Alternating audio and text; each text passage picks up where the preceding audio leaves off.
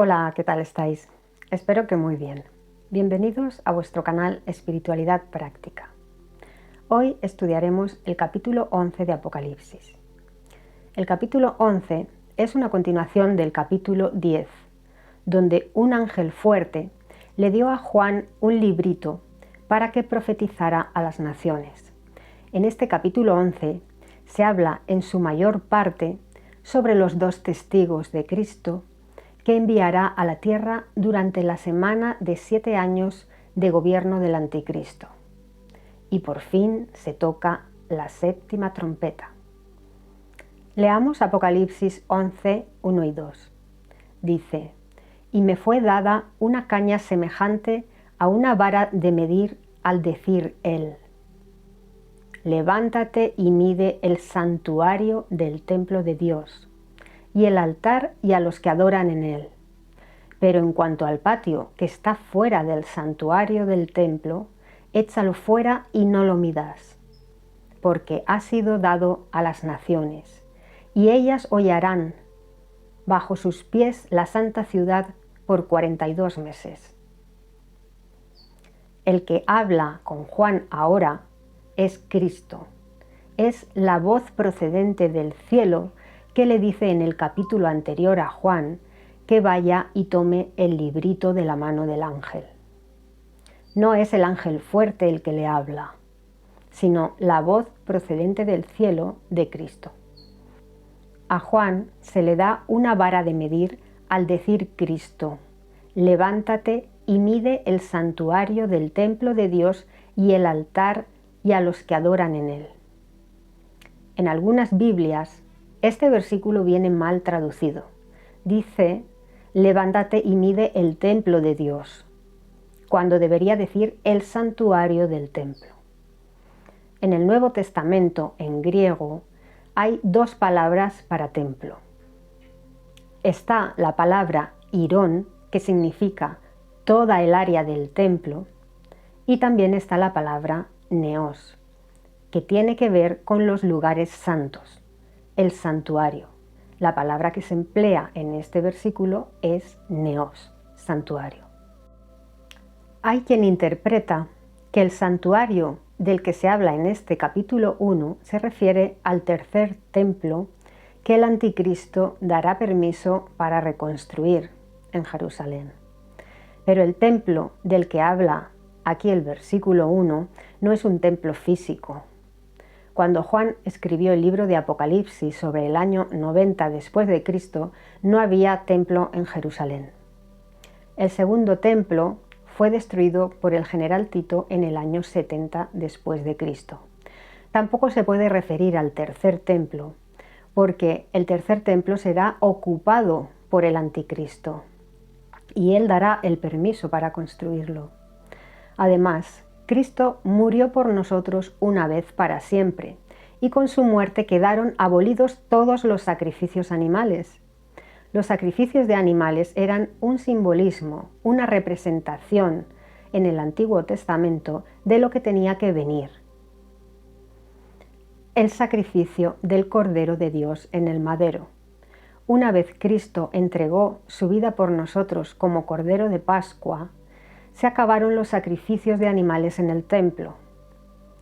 De hecho, Dios hizo que se destruyera en el año 70 el segundo templo sin fecha de reconstrucción, para hacer ver a los judíos que ya no eran necesarios los sacrificios animales para la expiación de los pecados, porque su Hijo ya se dio una vez para siempre para expiación de los pecados. ¿Qué significaría la construcción de un tercer templo ahora en nuestros días?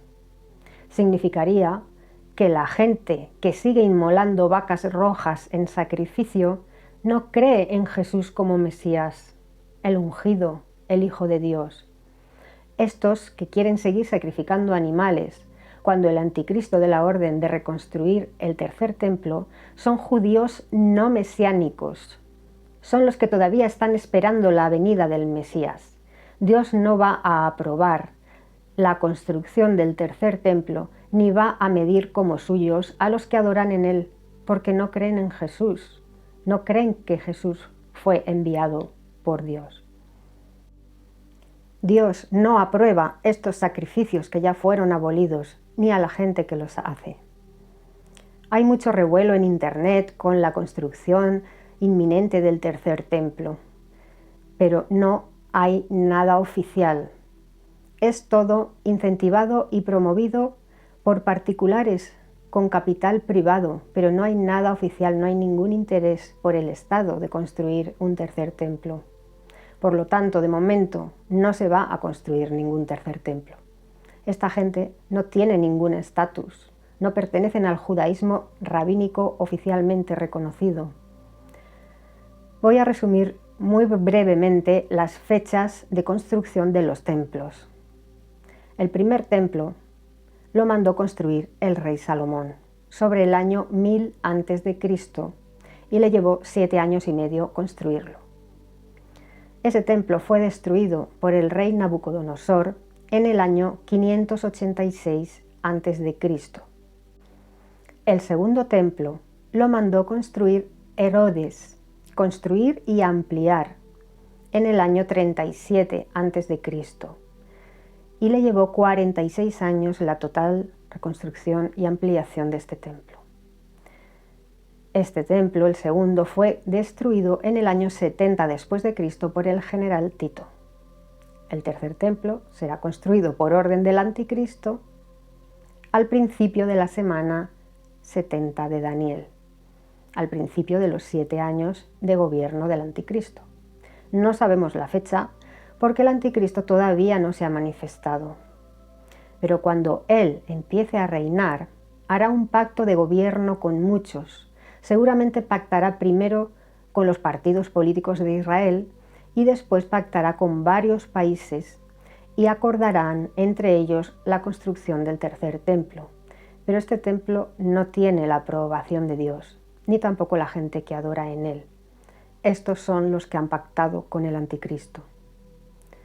El santuario del templo que mide Juan y el altar y los que adoran en él son simbólicos y representan el nuevo Israel, a los siervos de Dios en conjunto, que forman un único cuerpo de cristianos, un único templo donde se adora a Dios, una congregación mundial de verdaderos siervos de Dios, de verdaderos cristianos.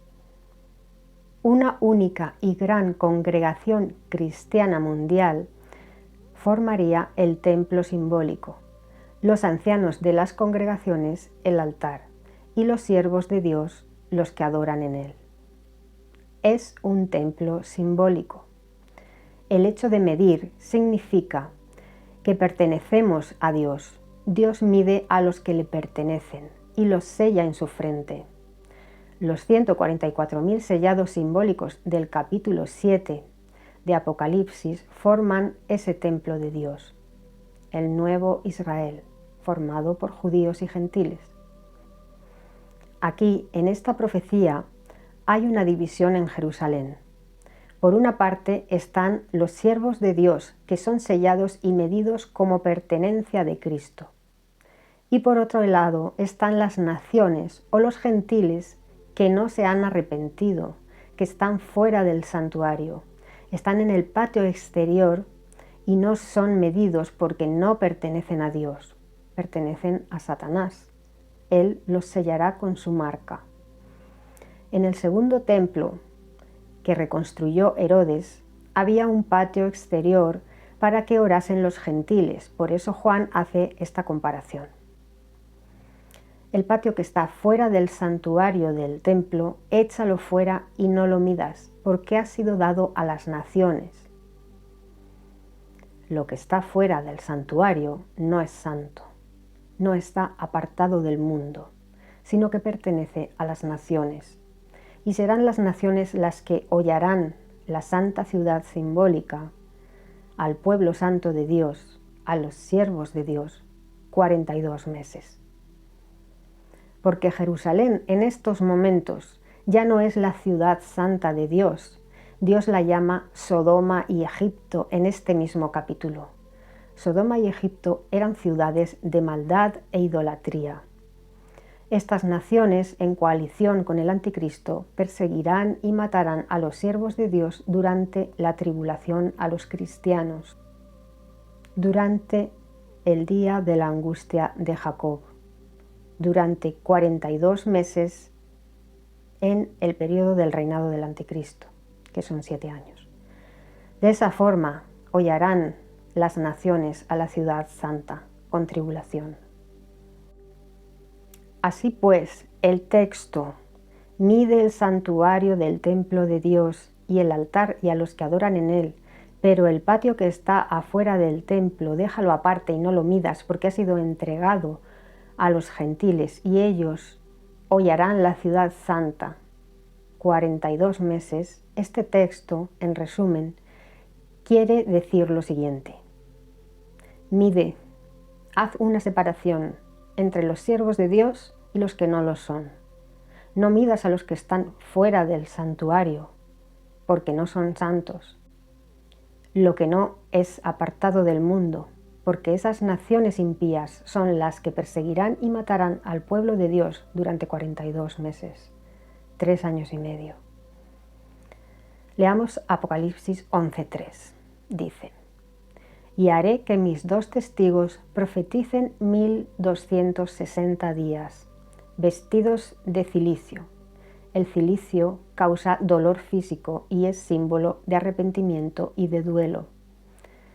Dios siempre envía profetas que anuncian a los siervos de Dios los juicios de destrucción, avisando con antelación y exhortando al pueblo de Dios a que se arrepienta para ser salvo. De la misma manera, antes del día del Señor, antes del día del juicio final, en estos últimos tiempos que estamos viviendo, Dios enviará de nuevo 2 profetas, a los que aquí llama sus 2 testigos, para avisar de la segunda venida de Cristo, que será para juicio. El Antiguo Testamento termina anunciando esto. En Malaquías 4, 4 y 5. Dice: recuerden la ley de Moisés, mi siervo, con la cual mandé en Horeb acerca de todo Israel hasta disposiciones reglamentarias y decisiones judiciales. El versículo 5 dice: miren, les envío a Elías, el profeta, antes de la venida del día del Señor, grande e inspirador de temor, y él tendrá que volver el corazón de padres hacia hijos y el corazón de hijos hacia padres. En este texto, con el que finaliza el Antiguo Testamento, aparecen Moisés y Elías.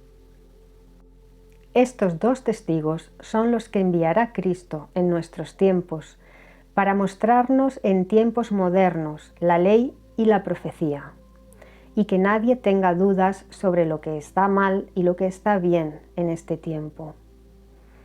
Ellos restaurarán todas las cosas, actualizarán la ley conforme a los tiempos actuales y la evolución de la humanidad del siglo XXI. Cristo menciona esto en Mateo 17, 11 al 13. Dice: en respuesta, él dijo: Elías en realidad viene y restaurará todas las cosas. Aquí se está refiriendo a la venida de Elías antes de la segunda venida de Cristo. Pero el Maestro sigue diciendo: sin embargo les digo que Elías ya ha venido, y ellos no lo reconocieron. Antes bien hicieron con él las cosas que quisieron. De esta manera también el Hijo del Hombre está destinado a sufrir en manos de ellos. Se refiere a los fariseos. Entonces los discípulos percibieron que hablaba de Juan el Bautista. En tiempos de Jesús, Elías fue Juan el Bautista. Él le preparó el camino a Cristo, anunciando su venida, predicando arrepentimiento de pecados y bautizando con agua. Y es que Elías siempre ha estado presente como profeta de Cristo en todos los eventos importantes de la vida de Cristo. También en la transfiguración de Cristo estuvieron estos 2 testigos presentes.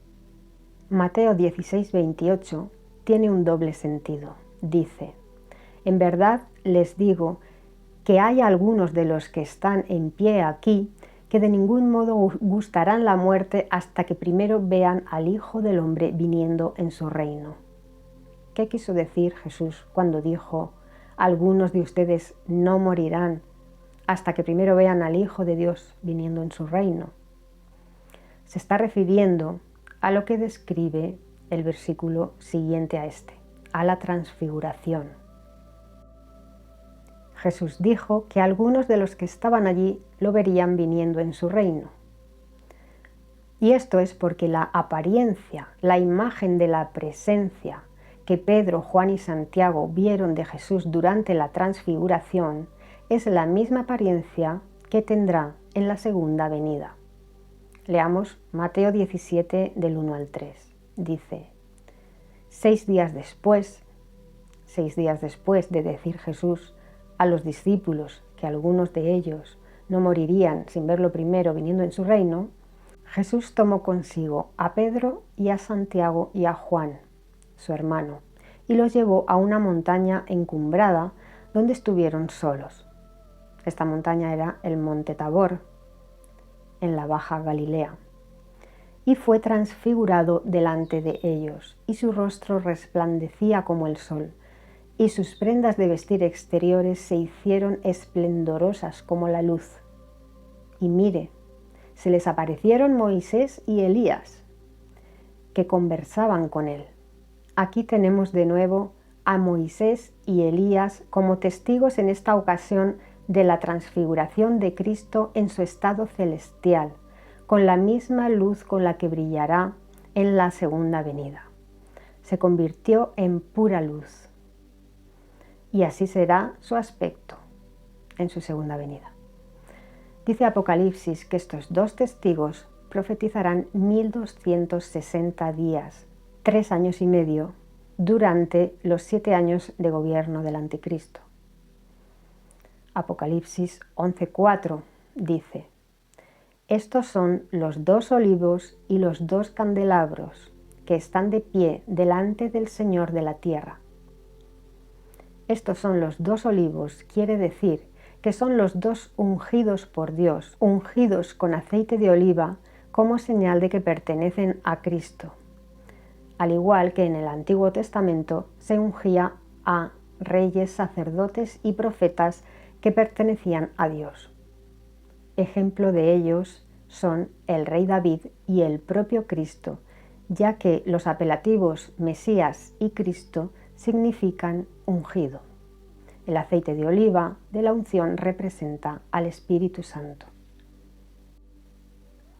De la misma manera que los candelabros proporcionan luz a las personas, los 2 testigos serán la luz de los siervos de Dios en los últimos días.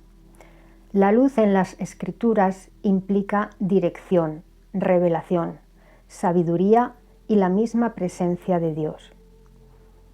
Cristo también fue la luz del mundo cuando estuvo en la tierra, al igual que lo serán estos 2 testigos enviados por Él.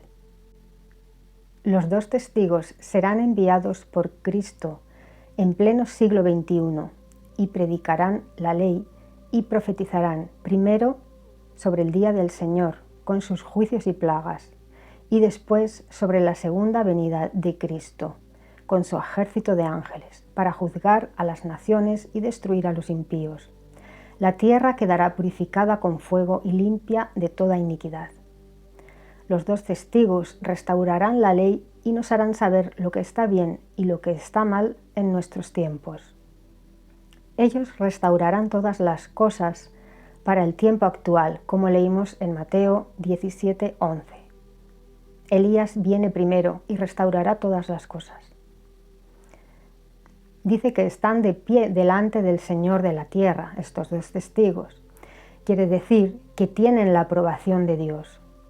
No dice que están delante del trono de Dios en el cielo, porque no lo están.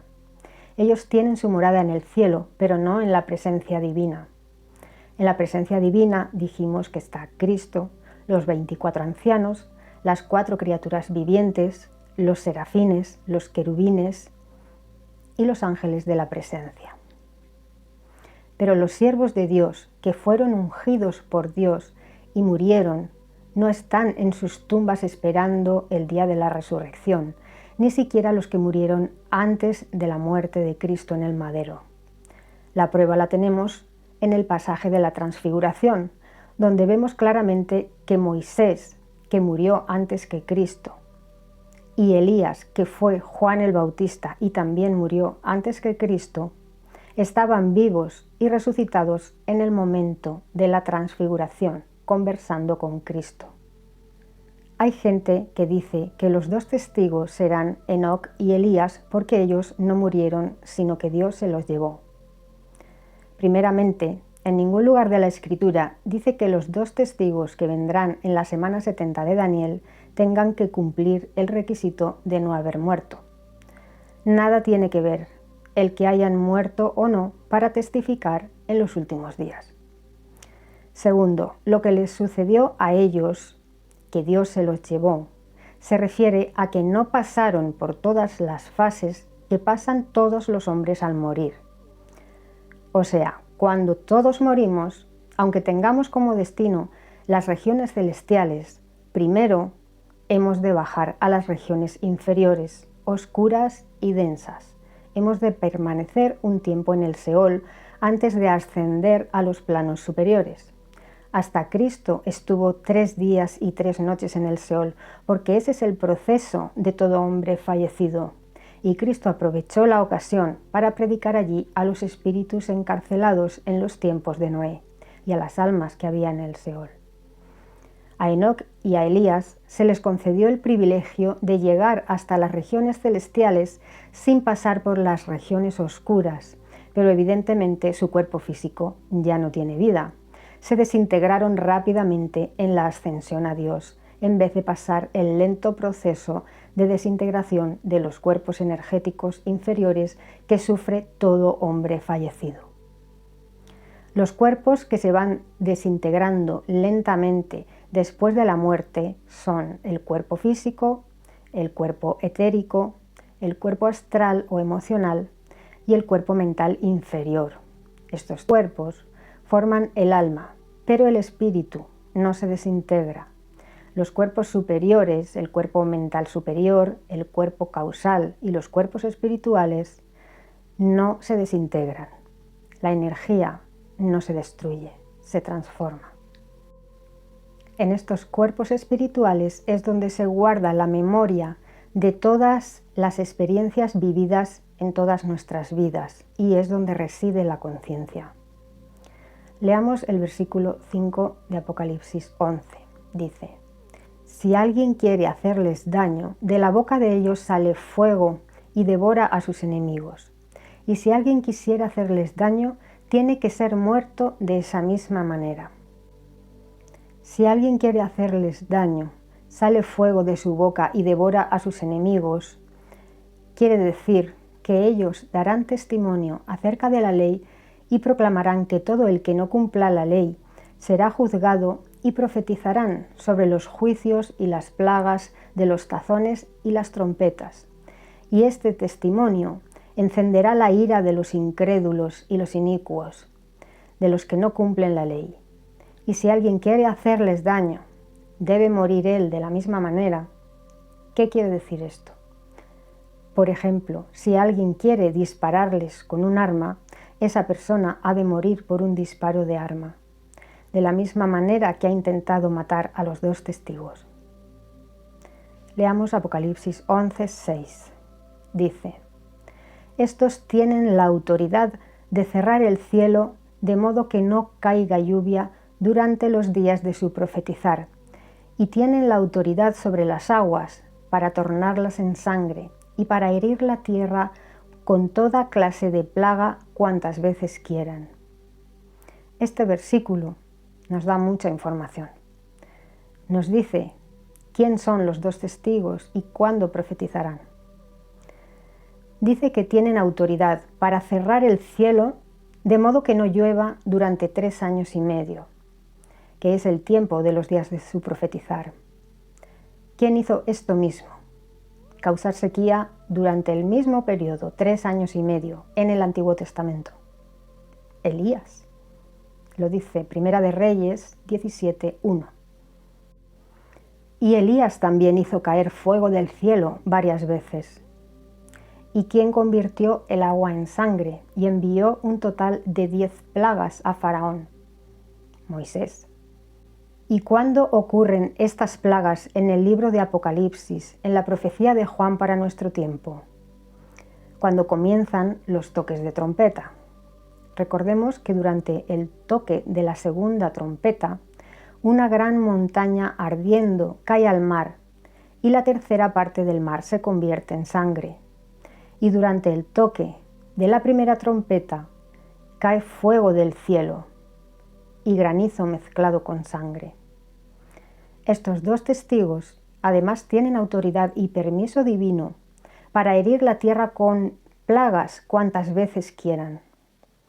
Con lo cual, si ellos profetizan 3 años y medio y estarán durante el tiempo de las plagas, los toques de trompeta han de estar al menos en parte de la segunda mitad de reinado del Anticristo. Lo más probable es que estos dos testigos aparezcan poco tiempo después de que comience a reinar el Anticristo, más o menos a finales del segundo año de reinado del Anticristo, sobre 21 meses desde que comience a reinar el Anticristo. Y avisen estos dos testigos a la gente de que no deben ponerse la marca de la bestia. Según el Anticristo, la gente ha de ponerse esa marca para poder comprar y vender con seguridad. Los dos testigos, por supuesto, denunciarán al Anticristo, lo identificarán, lo señalarán con el dedo, para que todo el mundo sepa quién es. Esto desatará la ira del Anticristo. Y cuando los dos testigos empiecen a enviar plagas sobre la tierra y sequía, el Anticristo los acusará de ser los responsables de estas plagas y de la sequía y de estar arruinando su gobierno y el control de su economía mundial. El Anticristo los acusará a ellos y a todos los cristianos que les siguen de ser los causantes de todos los desastres que se vienen sobre la tierra, de traer juicios, plagas y enfermedades sobre las naciones y de arruinar la economía mundial. Y en la segunda mitad de reinado del Anticristo, más o menos a los 3 años y medio de su reinado, se recrudecerá esta persecución contra los cristianos, esta tribulación, mandando perseguir y matar a todos los cristianos y también a los dos testigos. Será el tiempo de la angustia para Jacob, el tiempo de tribulación para los cristianos. Es muy fácil identificarlos, no llevan la marca de la bestia. Una inteligencia artificial que tendrá la misma imagen que el Anticristo se encargará de buscar y localizar a todo ciudadano del mundo que no lleve su marca, porque él dominará económicamente el mundo. Y las naciones con las que habrá pactado apoyarán esta decisión, al igual que hizo Hitler, convenciendo a todos los alemanes de que lo que hacía, el genocidio de 6 millones de judíos, era lo mejor para ellos. Culparán a los dos testigos y a sus seguidores de arruinar el mundo y la economía y dirán: muerto el perro, se acabó la rabia. Así convencerá el Anticristo al mundo entero de que hay que exterminar a los dos testigos y a sus seguidores. Apocalipsis 11:7 dice: y cuando hayan terminado de dar su testimonio, la bestia salvaje que asciende del abismo hará guerra contra ellos y los vencerá y los matará. Durante 3 años y medio, los dos testigos predicarán la venida del reino de los cielos a la tierra y el arrepentimiento de pecados mientras hay tiempo. Pero cuando hayan terminado su misión, la bestia que sube del abismo, o sea, el Anticristo, los matará, porque de esta manera podrán resucitar como resucitó el Señor, y muchos creerán debido a esta gran señal. Apocalipsis 11, 8 y 9 dice: y sus cadáveres estarán en el camino ancho de la gran ciudad, que en sentido espiritual se llama Sodoma y Egipto, donde también el Señor de ellos fue fijado en el madero. Y los de los pueblos y tribus y lenguas y naciones mirarán sus cadáveres por 3 días y medio, y no permiten que sus cadáveres sean puestos en una tumba. La ciudad donde daban testimonio los 2 testigos es llamada aquí Sodoma y Egipto por su inmoralidad sexual e idolatría en los tiempos actuales. Inmoralidad e idolatría en los tiempos actuales existe en todos los países hoy en día, pero sabemos que esta ciudad es Jerusalén porque el texto especifica que en esta ciudad donde se da muerte a los 2 testigos también fue muerto el Señor de ellos en el madero. Este es Cristo Jesús, que fue crucificado en Jerusalén. Es curioso que el ministerio de Cristo duró 3 años y medio, al igual que el tiempo que se le permitirá al anticristo hollar la ciudad santa, Jerusalén, y causar tribulación a los siervos de Dios. 3 años y medio. Y el mismo tiempo que profetizarán los 2 testigos, 3 años y medio. Y los 2 testigos permanecerán sin enterrar 3 días y medio, para así representar finalmente, después de haber predicado que es necesario el arrepentimiento para obtener salvación, que la gente no se arrepentirá. Por eso, al principio del capítulo dice, mide el templo, separa a los siervos de Dios de los que no lo son, porque estos hollarán la ciudad santa 1260 días, 3 años y medio. Estos causarán tribulación a mis siervos, los perseguirán y los matarán. Estos son los mismos que no se arrepentirán, a pesar de la predicación de arrepentimiento de los 2 testigos.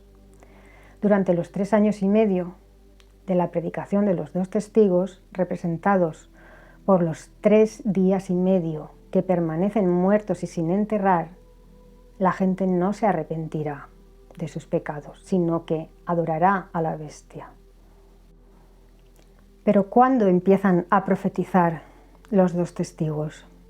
Sabemos cuándo terminan de profetizar y son muertos y resucitan. Esto ocurre al final del segundo ay. El tercer ay es la 7ª trompeta, que da comienzo al derramamiento de las copas de la ira de Dios. Sabemos que los 2 testigos mueren y resucitan antes de los juicios de las copas y que su predicación dura 1260 días, 3 años y medio, con lo cual solo tenemos que restar 1260 días desde el final del segundo ay hacia atrás. Si suponemos, todo esto son suposiciones, porque no tenemos todos los datos.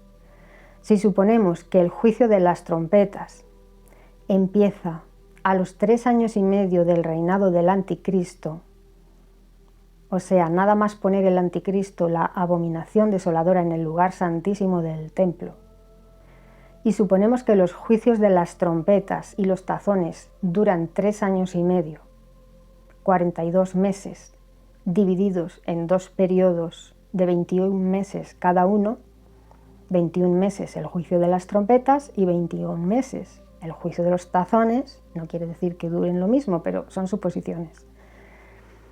Los 2 testigos empezarían a profetizar a los 21 meses del comienzo del gobierno del anticristo. Así pues, no predicarían durante la primera mitad ni durante la segunda mitad, sino justo en medio de las 2 mitades de la semana de 7 años de gobierno del anticristo. Al final del segundo año empezarían a predicar, predicarían el tercer año, el cuarto y la mitad del 5.º año de la semana de años de gobierno del anticristo. También suponemos que la tribulación de los cristianos por parte del anticristo será en el mismo periodo de predicación de los 2 testigos, recrudeciéndose mucho más en la segunda mitad de la semana de años, cuando la abominación desoladora sea puesta en el lugar santísimo del templo, ya que será una inteligencia artificial que localizará, perseguirá y matará a todo aquel que no lleve la marca de la bestia y que se considere cristiano, seguidor de los dos testigos y de Cristo. Con lo cual, el arrebatamiento de los cristianos sería al mismo tiempo que la resurrección de los dos testigos, a la orden de Cristo de suban acá, como veremos en el versículo 12. Pasando estos arrebatados su porción de refinamiento espiritual durante la tribulación y el juicio de las trompetas, para lo cual fueron sellados, para que no les afecten las plagas del juicio de las trompetas, con lo cual estarán en ese momento en la tierra. Pero para los juicios de los tazones ya no estarán ni los dos testigos ni los arrebatados.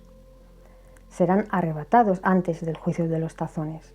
El motivo de no dejar que se entierren los cuerpos de los dos testigos es para causarles vergüenza y oprobio a ellos y a sus seguidores. Pero qué sorpresa se llevarán cuando los vean resucitar y ponerse en pie. Leamos Apocalipsis 11:10. Dice: y los que moran en la tierra se regocijan sobre ellos y gozan y se enviarán regalos unos a otros, porque estos dos profetas atormentaron a los que moran en la tierra. Sí, la gente se alegró de la muerte de los dos testigos y lo celebraron porque sus palabras y sus plagas les incordiaban continuamente, les atormentaban, les hacían conscientes de que no estaban haciendo el bien, no estaban cumpliendo la voluntad de Dios y de que su futuro sería la destrucción, y eso no les gustaba. El versículo 11 y 12 dice: y después de los 3 días y medio, espíritu de vida procedente de Dios entró en ellos y se pusieron en pie. Y gran temor cayó sobre los que lo contemplaban, y oyeron una voz procedente del cielo decirles: suban acá. Y subieron al cielo en una nube, y sus enemigos los contemplaron. Los dos testigos estuvieron 3 días y medio muertos y sin enterrar, para ser avergonzados. Pero a los 3 días y medio Dios los resucitó, para hacer saber a la bestia y a todas las naciones que el poder de Dios es superior al poder de la bestia, y su victoria será la victoria final. También demostró Dios así a sus siervos que no han de temer a la muerte del cuerpo físico, porque Él, su Padre Celestial, los resucitará de nuevo y heredarán una vida en una tierra que sí vale la pena vivir, la vida eterna en perfecta paz y armonía con todo. Es una percepción mía. Yo pienso que a esa orden, suban acá, también ocurrirá el arrebatamiento. Todo dependerá de cuándo dé comienzo la persecución de los cristianos, porque este mismo capítulo dice que ellos, los impíos, hollarán la ciudad santa al pueblo de Dios 42 meses. Esto es lo que durará la tribulación de los cristianos, 42 meses. Pero también dice que Dios acortará aquellos días. Si la tribulación empieza al mismo tiempo que los dos testigos empiezan a profetizar, serán arrebatados al mismo tiempo, antes del juicio de los tazones. La tribulación empezará más o menos a los 21 meses, al final del segundo año de reinado del Anticristo, y terminará después de los juicios de las trompetas, 42 meses en total. Pero si la tribulación de los cristianos empieza a los 3 años y medio de gobierno del Anticristo, cuando sea puesta la abominación desoladora en el Santísimo, entonces el arrebatamiento podría retrasarse. Pero Cristo dijo que Dios acortará aquellos días, porque si no ningún alma se salvaría.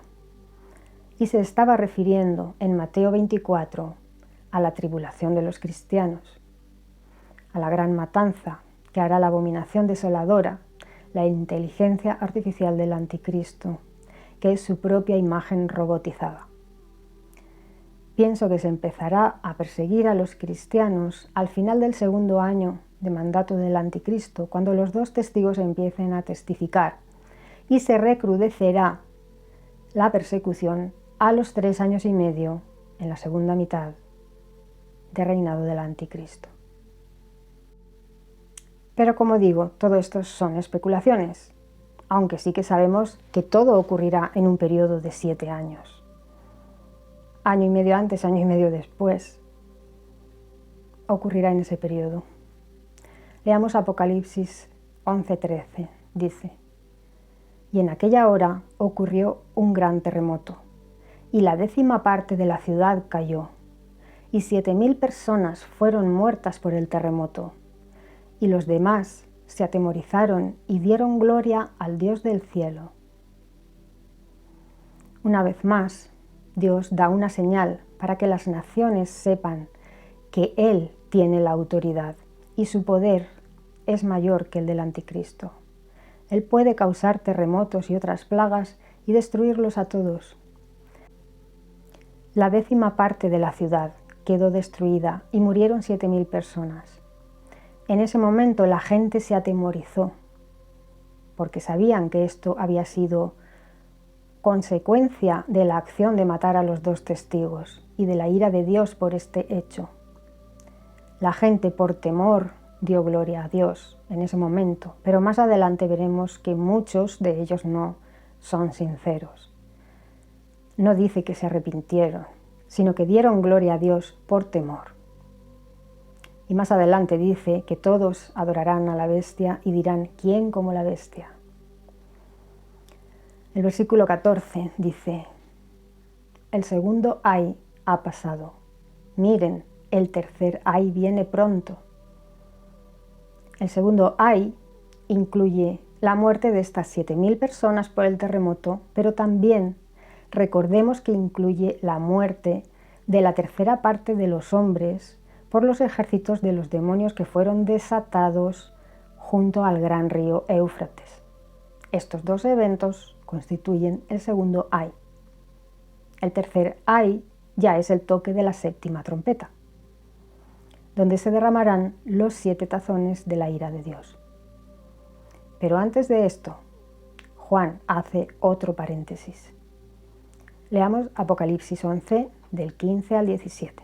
Dice: y el 7º ángel tocó su trompeta, y en el cielo ocurrieron voces fuertes que decían: el reino del mundo sí llegó a ser el reino de nuestro Dios y de su Cristo, y Él reinará para siempre jamás.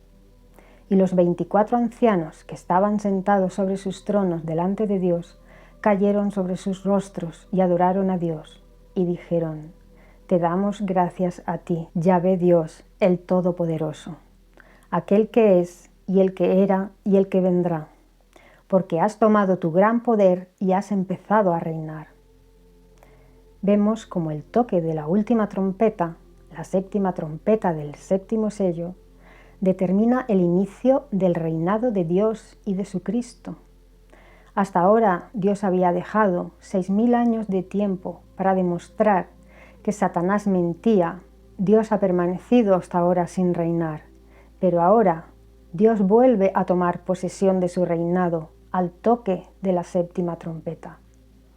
En ese momento, Dios ya ha reunido con Él en el cielo a la gran mayoría de los que serán su pueblo.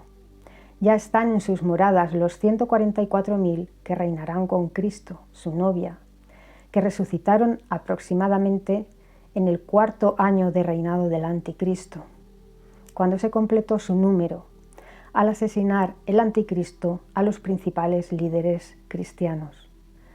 Poco más tarde ocurrió el arrebatamiento, al resucitar los 2 testigos, o quizás al toque de esta última trompeta, que va seguida de la resurrección de los 2 testigos. Solo falta recoger a las ovejas que Cristo separará de las cabras en su segunda venida, cuando Él venga en su gloria, como dice Mateo 25:31. Dice: cuando el Hijo del Hombre venga en su gloria, y todos los ángeles con Él, entonces se sentará sobre su glorioso trono, y todas las naciones serán reunidas delante de él, y separará a la gente unos de otros, así como el pastor separa a las ovejas de las cabras. Y pondrá a las ovejas a su derecha, pero a las cabras a su izquierda. Entonces dirá el rey a los de su derecha: vengan ustedes, que han sido bendecidos por mi Padre, hereden el reino preparado para ustedes desde la fundación del mundo. Porque me dio hambre y me dieron de comer, me dio sed y me dieron de beber.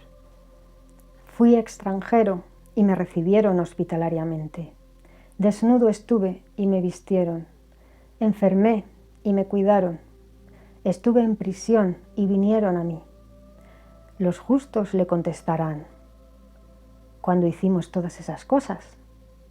En respuesta, él les dijo: en verdad les digo, al grado que lo hicieron a uno de los más pequeños de estos hermanos míos, a mí me lo hicieron.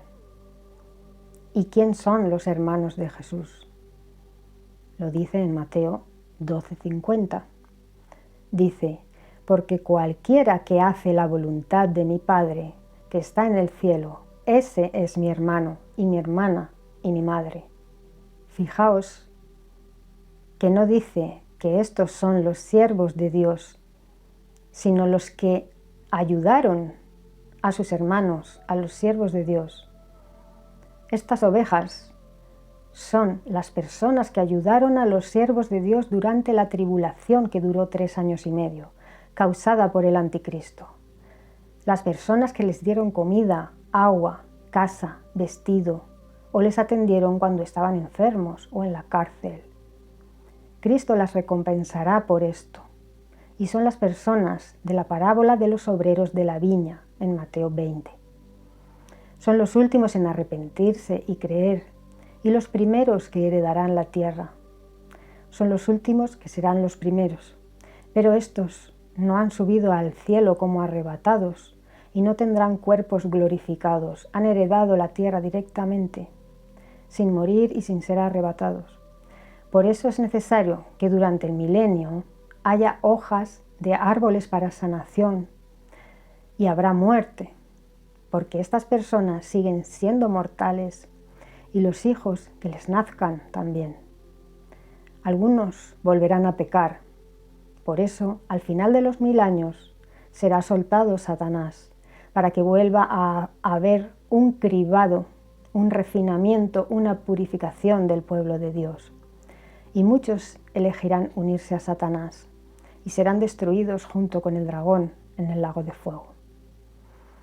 Así pues, al toque de la 7ª trompeta, Dios y su ungido, Cristo, empiezan a reinar, pero todavía Cristo no ha venido a la tierra. Faltan los juicios de los tazones por venir. Leamos el versículo 18. Dice: pero las naciones se airaron, y vino tu propia ira, y el tiempo señalado para que los muertos sean juzgados, y para dar su galardón a tus esclavos, los profetas, y a los santos, y a los que temen tu nombre, y a los pequeños y a los grandes, y para causar la ruina de los que están arruinando la tierra. En este versículo, al tomar Cristo posesión de su reinado, nos da una visión muy amplia de los acontecimientos y nos dice que por fin ha llegado el tiempo en el que Cristo destruirá a las naciones que están arruinando la tierra. Y esto es algo muy específico de nuestros días. Nunca en la historia el hombre había contaminado y deforestado la tierra, agotando sus recursos y arruinándola como ahora. Las naciones no se arrepintieron por el testimonio de los 2 testigos, ni por las señales de los juicios y las plagas de las trompetas, ni las copas, sino que se airaron contra Dios. Cristo viene y guerrea contra ellas en la batalla de Armagedón y las vence. Prende al anticristo y al falso profeta y los destruye, y a los demás los mata con la espada larga que sale de su boca, como veremos en el capítulo 19. Cristo da su galardón a los profetas y a sus esclavos que han dedicado su vida a dar testimonio de la palabra. En el capítulo 20 dice que a estos se les da tronos y poder para reinar y para juzgar. Se les da su galardón. Después del milenio se juzga a los muertos, como dice Apocalipsis 25. Dice: los demás de los muertos no llegaron a vivir hasta que se terminaron los 1000 años. Por eso decimos que este versículo de Apocalipsis 11, que habla del tiempo de juzgar a los muertos, abarca una visión muy amplia, todo el reinado de Cristo, todo el reinado milenial. Desde que las naciones se airaron contra él, vino la batalla de Armagedón, todo el reinado milenial donde da el galardón a sus esclavos y donde se resucita a los muertos después de ese reinado milenial. Este versículo abarca todo ese periodo, desde que suena la séptima trompeta y empieza a reinar hasta después de los 1000 años, cuando se juzga a los muertos. El versículo 19 dice: y fue abierto el santuario del templo de Dios, que está en el cielo, y se vio en el santuario de su templo el arca de su pacto, y ocurrieron relámpagos y voces y truenos, y un terremoto y un granizo grande. Y fue abierto el santuario del templo y se vio el arca del pacto. Es un simbolismo que nos hace recordar que Dios hizo un pacto con un pueblo en la tierra, Israel, y que este pueblo le falló. Y que Dios vio, cuando su Hijo estuvo en la tierra, que había gentiles con mucha más fe que muchos israelitas.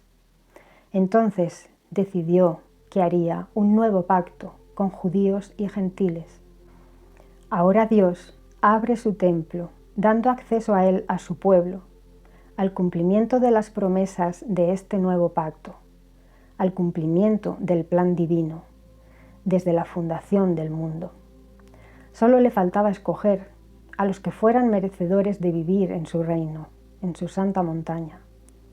Para resultar merecedores, la humanidad ha tenido que pasar por una purificación, un refinamiento dado por tribulación, donde los siervos de Dios han tenido que demostrar aguante y perseverancia. Ahora Dios ya tiene a sus escogidos purificados y refinados, a los merecedores de la nueva tierra, y les abre las puertas del santuario del templo de Dios en el cielo.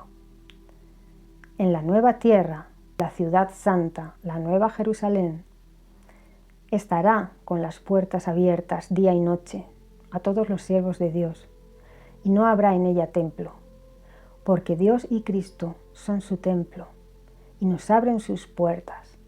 Estarán abiertas las 24 horas del día, y no habrá en ella noche, para escucharnos y atendernos amorosamente. Amén. Ven, Señor Jesús, que la bondad inmerecida del Señor Jesucristo esté con todos los santos. Así acaba el libro de Apocalipsis en su capítulo 22, versículo 21. Espero que os hayáis enriquecido con la información. Próximamente estudiaremos el capítulo 12 de Apocalipsis, que habla sobre la mujer vestida de sol con una corona de estrellas. Recordad que os dejo en el desplegable toda la simbología por escrito. Un abrazo.